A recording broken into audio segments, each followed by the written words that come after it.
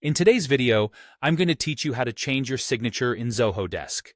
Whether you're looking to update your job title, add a new phone number, or simply refresh your signature style. This guide will walk you through the entire process step by step.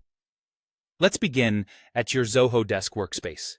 It's always a good idea to make sure you're logged into your account and at the right section of the app, so go ahead and check that before we dive in.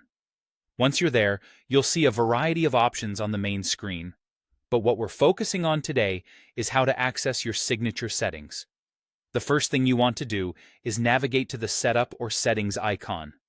This is usually represented by a gear symbol and can typically be found in the upper part of the interface.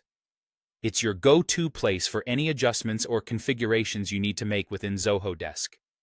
After opening up the settings, your next stop is to locate the Preferences option. Clicking on Preferences is an important step because it contains all the personalization settings you might need.